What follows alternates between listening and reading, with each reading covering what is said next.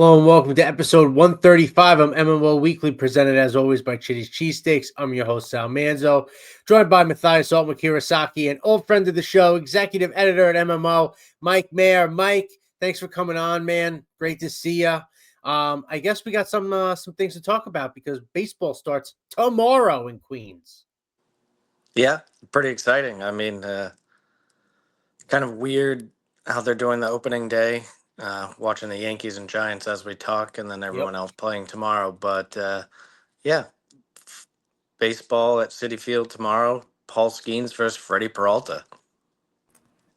Yep, and I'll be at the ballpark on Saturday, so I'm looking forward to that too. Really wish the forecast didn't look the way it did. It's going to be about 70 degrees tomorrow and about 40 degrees on Saturday, but I'm just looking forward to being back at the ballpark.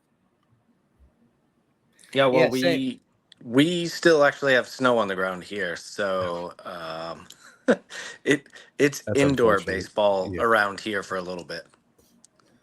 Yeah, the tennis bubbles. You need one of those, one of the big indoor bubbles. But yeah, excited. I'm gonna be there tomorrow at the game, so I'll catch the good weather. Sorry about that, Matthias, but really excited to have baseball back, Mike. Like you said, I mean, it kind of doesn't get much better than that, right? As far as the pitching matchup goes, Skeens versus Peralta. Talk about previews. It doesn't get any better than that. But stadium should be rocking. It's disappointing that the game is going to be on Peacock. And you won't have the usual trio of Gary Keith around to start the year. But I'm excited to be at the ballpark, and the fact that we have baseball is going to be great. Like I said, a great matchup. And kind of before we get going, I mean, I obviously just want to start it off there with you, Mike, just as far as the pitching matchup. Obviously, Skeens versus Peralta, like I said, you want to hear what you're expecting, thoughts on it. Should be a good one. Should be probably a lot of strikeouts between the two of those guys.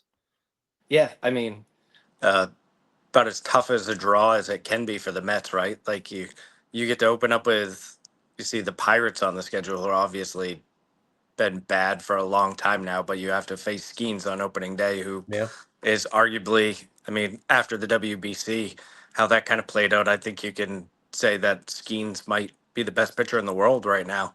And Mets face him first day. Luckily, like you said, they got Peralta. He's going. And I think we'll get into this later, but I think the Mets are lucky enough now that they might have a 1A and 1B when it comes to aces. And speaking of Nolan McLean, of course. But yeah, I mean, it's a great first matchup.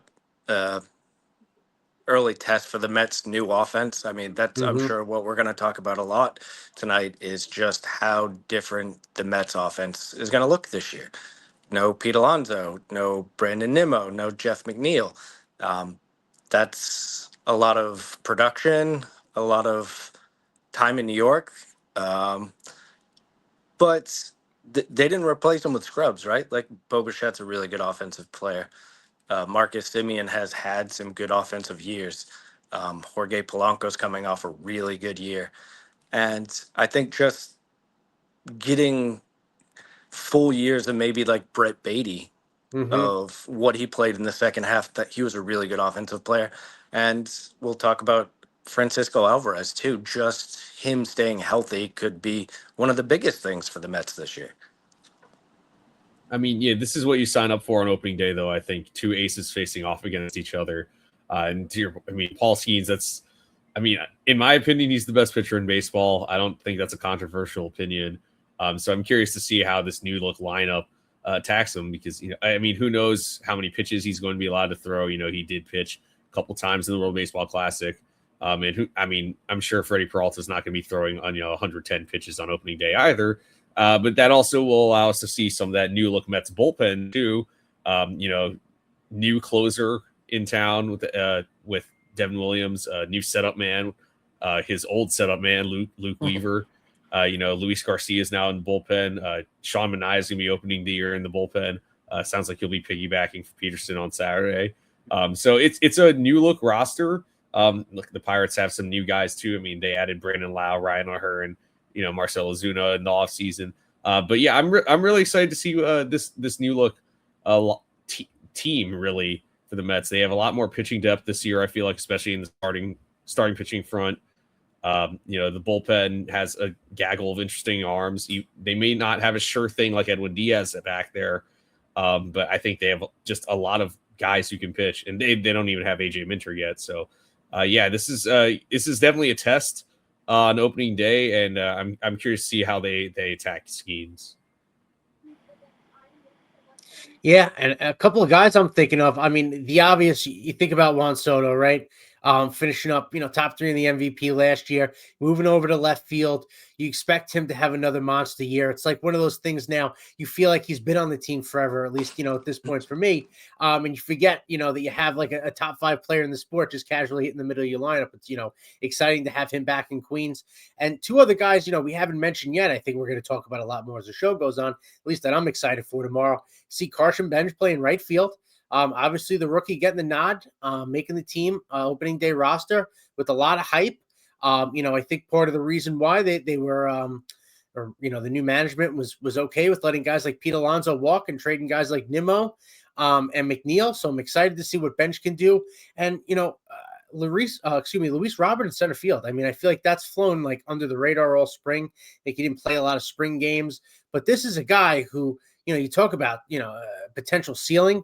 This is, an all-star level player, a great defender, and a potential guy that could hit you 25, 30 home runs if he's healthy and does things right. I'm really excited to see what he could potentially do in a change of scenery and in, a more positive and hopefully winning environment than he's been in the last few years than in Chicago. So, a couple of guys I'm just like really excited for. And it feels like I don't know how you guys feel. It feels like almost like you're starting in a new school. You had all these friends, people you knew for a long time, these players that we've come, comfortable seeing for a whole bunch of years. And obviously when you don't win, and what happens last year with the Mets, wholesale changes happen.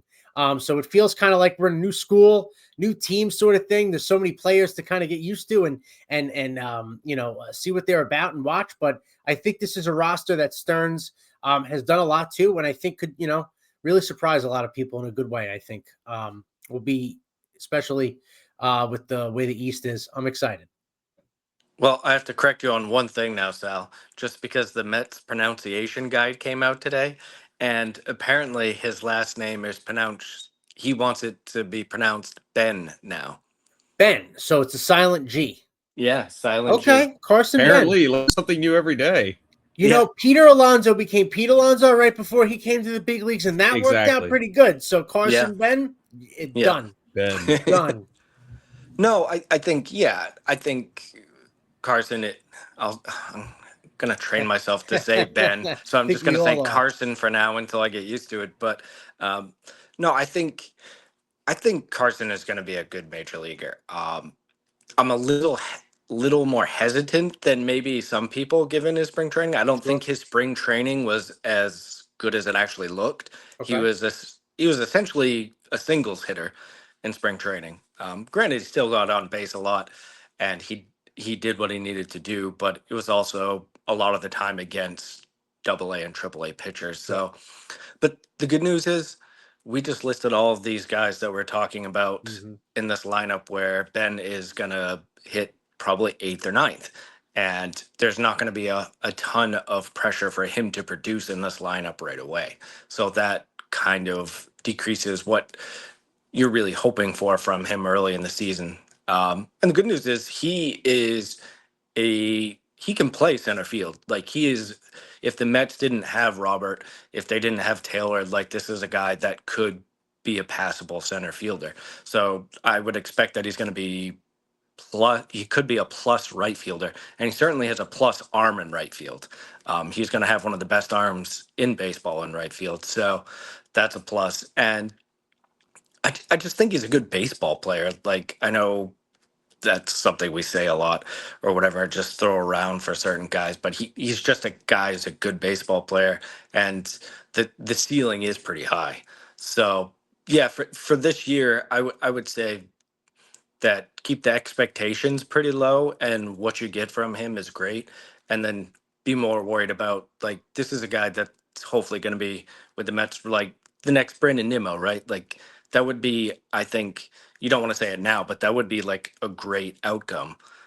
Nimmo was a very good player for 6, 7, 8 years for the Mets. If you got that from a guy like Ben, with a little bit more upside, I think you'd love that.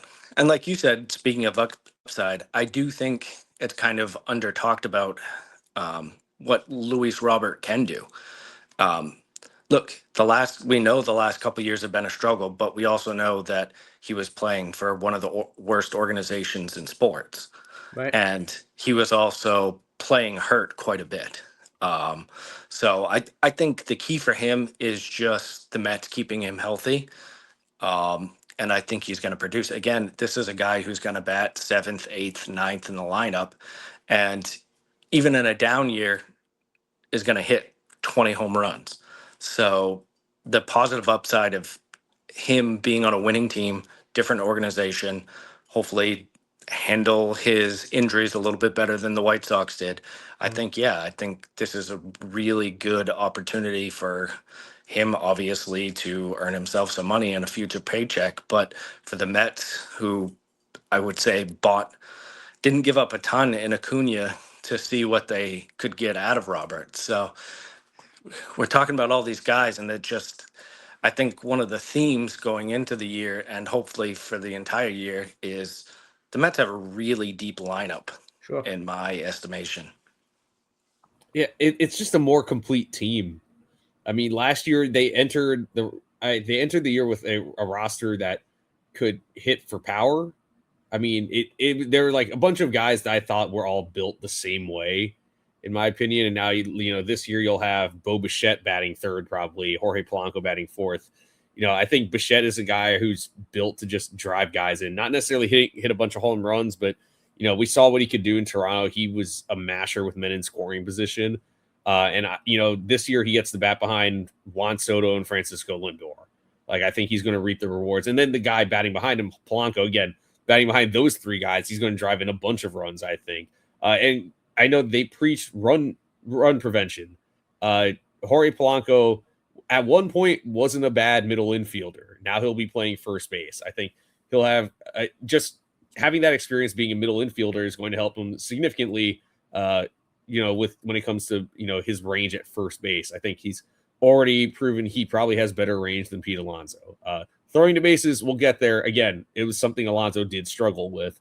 I think Bo Bichette slowly did look more comfortable at third base. And then adding, a Gold Glover at second base in Semien, a former Gold Glover in center field in Robert, moving Soto to the left field and having Benge, who's probably more athletic than Soto, play right field. I think this is overall a better defensive team too.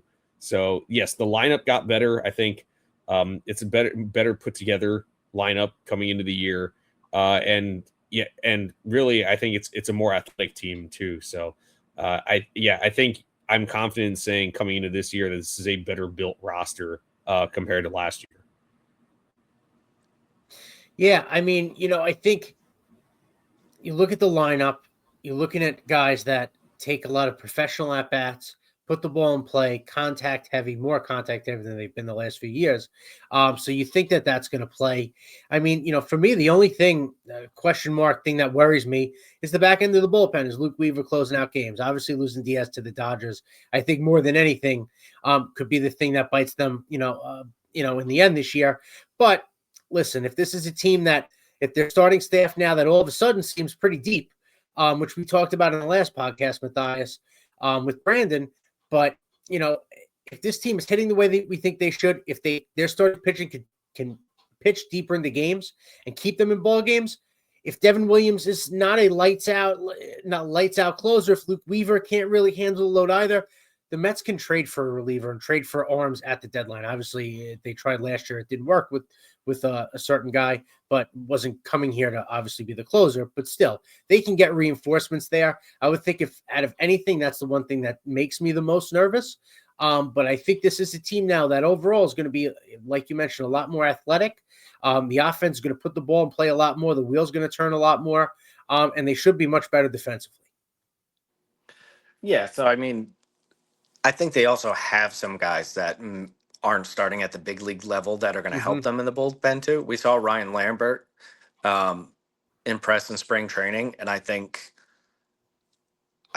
he could have been in the opening day bullpen. I think if it was up to me, I think I probably would have put him there. But he's definitely a guy. He's going to be one of the first guys that comes up. Dylan Ross is another guy who got added to the 40 last year, and I think we're going to see him this year. Ben Simon, maybe not as much of a well-known name, but he pitched really well in spring. Pitched for the Mets, and he pitched in the WBC. And there's a couple other guys that looked pretty good in spring. So I think while they may not have obviously the Edwin Diaz, I don't think the step down is really as much as people are expecting. If you look at everything outside of Devin Williams' ERA last year, he was a very, very good reliever. Luke Weaver was a very, very good reliever last year. I think having those two guys at the back end, I think they're going to be fine. And like I said, I think they have a couple of other guys that can step in during the year. We haven't even mentioned Brooks Raley, who was really good last year.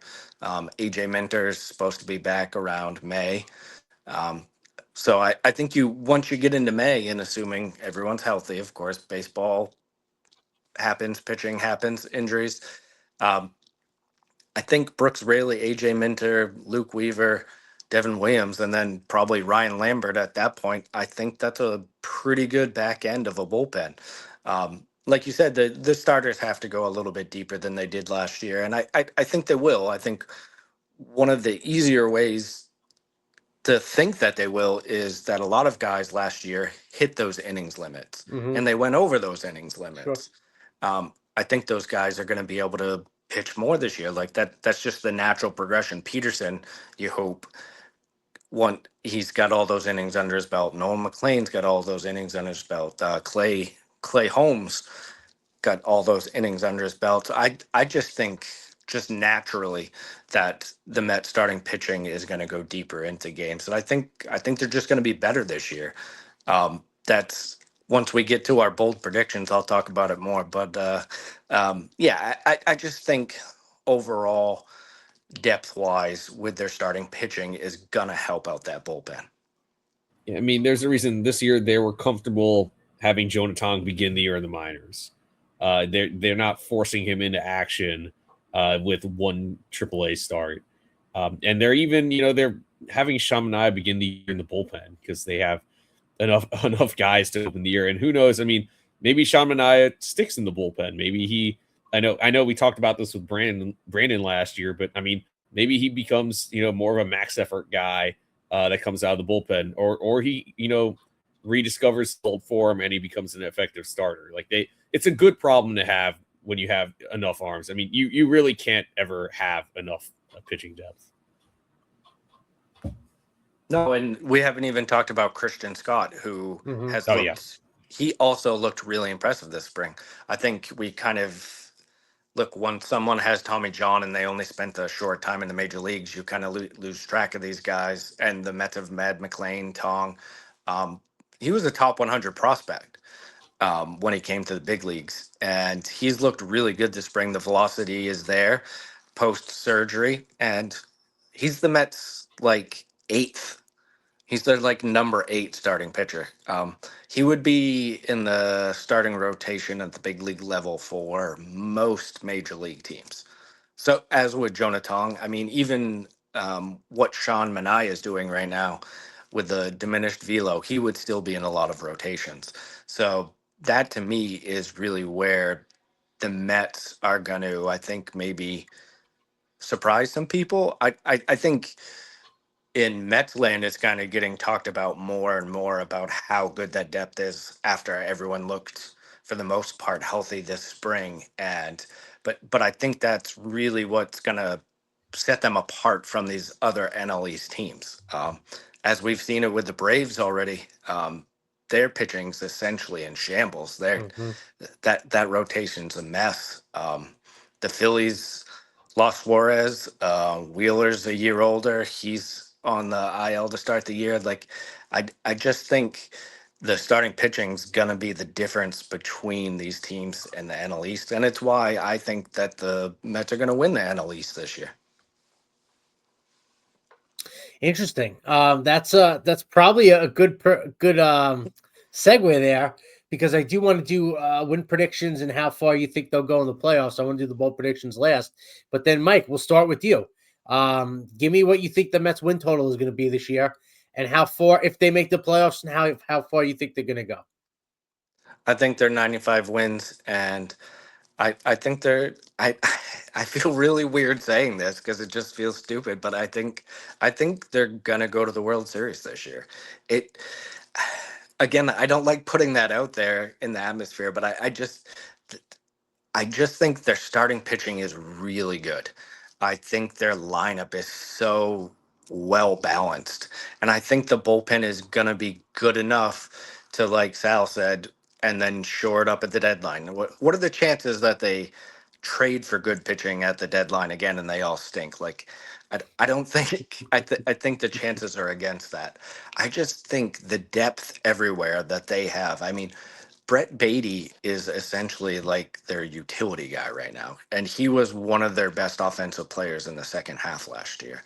I just think their depth everywhere, and even their upside everywhere, I think is just it's just the best in the NL East. And the other teams have dealt with injuries too that the Mets just haven't to this point. And of course, those can always change things. But yeah, I'm going 95 games. 95 wins, and the Mets go to the World Series.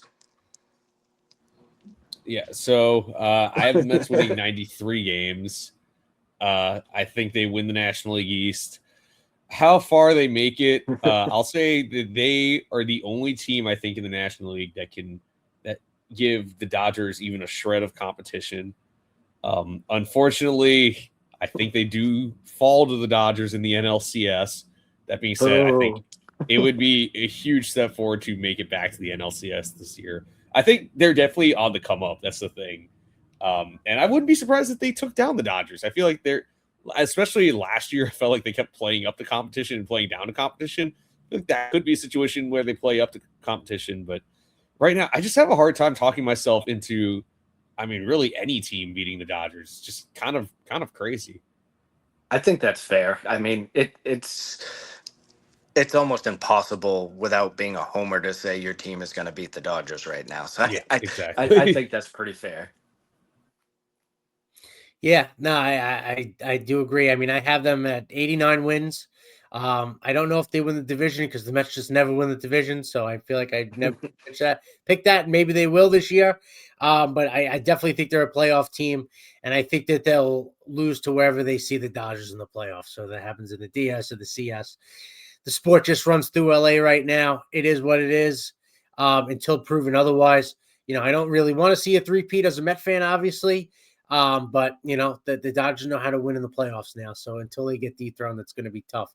But I think this is a team that shows a lot more fight than last year, and are right in the thick of things the entire year. I really don't think, to Mike's point, I think the pitching is so deep now, the starting staff at this point, and the balance, the lineup is so balanced that even with the bullpen, like you talked about, even if it's something that I don't think is as deep and could be maybe the one weak point of the team, so to speak. I don't think it's going to be something that buries them early on or anything like that. And they should be more than competitive. It's just you just wish the Dodgers weren't in the National League. Team like the Yankees don't only have to worry about them if they made the World Series, so they'd probably be happy anyway. But you know, it's going to be, I think it's going to be a lot of fun in general. I just think the sport is in a great spot with the young talent that it has. There's going to be, I think a team like the Pirates is going to surprise a lot of people. I think they could potentially be a playoff team with a guy like Skeens that they have. And you have, you know, a guy like Connor Griffin, the number one prospect in the sport, will be playing sooner than later for them. You mentioned Azuna and a couple other guys that they signed. I think they could be a sneaky team. You know, I never count out, even with the Braves pitching the way it is right now, I would never count them out. Same thing with the Phillies. NL seems pretty loaded outside of the Dodgers and the Mets, like I'm saying. And you got a lot of talent, a lot of star power. I think the WBC was a great, you know, display for that and precursor to what I think is going to be a really, really exciting season overall. Yeah, and you didn't even mention like some other. I think someone else, Andrew Steele Davis, who does writing for us, has his own Substack, and he had me do like some predictions and stuff. Mm-hmm. And one of the things that was asked was, "What are you looking for in 2026 or looking forward to?" And I was just talking about just the pure young talent that we're going to Mhm. see at the major league level this year. You mentioned Griffin. Obviously, Skeens is young. JJ Weatherholt is starting Mhm. for the Cardinals. Kevin McGonigal is starting for the Tigers. The Tigers also have Max Clark. The Red Sox have Roman Anthony, who looked really good last year, looked really good in the WBC. Marcelo Mayer looks like he might Mm. be primed to bounce back. Chase Burns for the Reds, I think, is going to have a sneaky good year. I think the Reds might be sneaky good this year. South Stewart for them, too, is a pretty good young power. I just think there's so much young talent in Major League Baseball right now. Some guys that we saw a little bit last year and some guys that we're going to see for the first time this year. And that's without mentioning, like, the ones the Mets have, right? Like, McLean is a top end pitcher. We're assuming that Carson Benge is going to be a really good starting player for the Mets. And then Jonah Tong, we'll see at some point this year too. So, I think that's the theme for me this year is just all of the young talent, and I'm sure there's guys that I'm not even thinking of. Um, or haven't mentioned a couple of Japanese power hitters that we're going to see this year too. I think that'll be interesting to see how those guys play out because it was kind of an odd free agency for both of those guys. So it'll be interesting to see how they play out. So yeah, just a lot of exciting new players that we really haven't seen a ton of. Yeah, I feel like normally rookie of the year is the hardest award to predict, or like to pick a player. But this year it was especially difficult because there's just so many options out there. Like I mean, in the National League, I mean, you could go with McLean, you could go with Griffin, you can go with Weatherholt. I mean, there are just so many different guys there. And then the American League, there's McGonigal, there's they're the two Japanese guys with Imai and Murakami, and I mean I didn't even mention Okamoto there. They're just like so many. There's Chase DeLauder for Cleveland. Like there's so many different options there that it was hard to think of just narrowing down to two winners. Yeah, that's a good point, Matthias. And it's just I keep going back to the same thing that this sport is in good hand, really, really good hands, talent wise. Just hope the people that are actually controlling things can do the right thing. That's a whole nother podcast, Mike. We don't have time for Yes, that. yes. But we'll wrap the show up with some bold predictions quick. Mike, we'll start with you. I know you said you're ready for one early in the show, but why don't you give us your bold prediction here as we wrap up our opening day preview? Well, I guess it doesn't sound quite as bold now because I've like pumped it like most of the podcast, but I think the Mets end up having a top five rotation in baseball, and I think McLean ends up getting top end Cy Young votes. I think he's going to be in the top five in the Cy Young votes too. I just think the way he is developed as a pitcher since dropping hitting is just it's unreal what he's been able to do. He's turned into essentially a guy who has 4+ major league pitches and obviously is a good athlete. And you just combine those two with good command, and I don't want to compare him to Jacob DeGrom because that just feels lazy, kind of. But I just think Nolan McLean is a high end ace, and that is what we're going to see this year. And maybe that isn't too bold, but I think saying a guy who's going to be in the running for Rookie of the Year is like a top three Cy Young guy feels a little bit bold, at least. And just the Mets pitching being one of the best in Major League Baseball is probably a little bit bolder. Yeah, I feel like not everyone is super. I feel like outside of Mets circles, not everyone is super high on the Mets pitching staff. But there's evidence there. There's like a ton of depth throughout the system, and that's not just on the major league roster. But my bold pick, or my bold prediction, is from the offensive side of things. I think Marcus Semien is going to find the fountain of youth this year, and I think he's going to put up a 5-WAR season.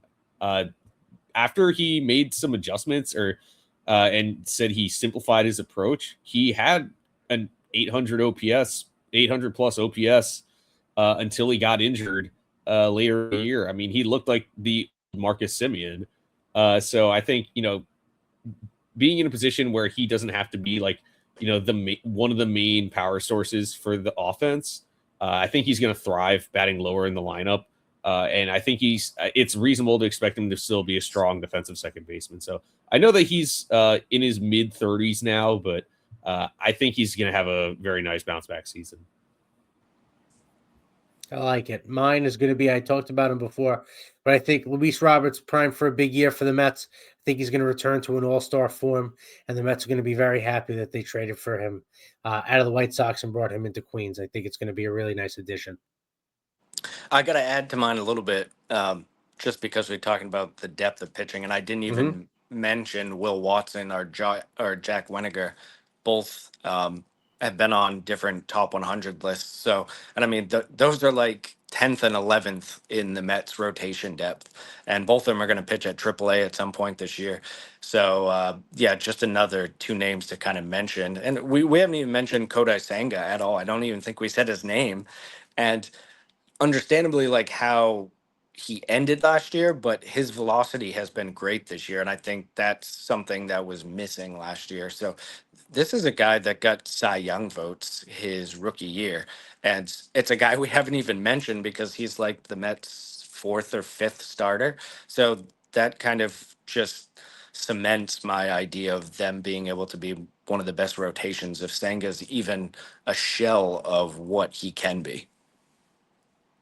Yeah, great point. Great point. And we didn't mention Lindor at all in this podcast.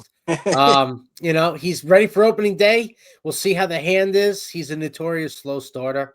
I think Met fans understand that, and they'd be okay with a monster 2024 second half Lindor. If that means a little bit of a slow start here, to start the year in 26. So, expecting another big year from him, and to continue to be a leader. And, Juan Soto plays baseball for the Mets. I just like to say that because it's great to say. It's a lot of fun. And you don't have to say anything else.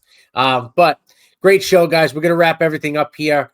Opening day tomorrow for the Mets. Obviously, the Yankees are playing right now, but that doesn't count. So real baseball, New York baseball tomorrow, 1 o'clock. We're here. Opening day should be a national holiday. That's a whole nother thing too, but really excited for a great year. Mike, guys, thank you so much for coming on. And as always, everybody, let's go.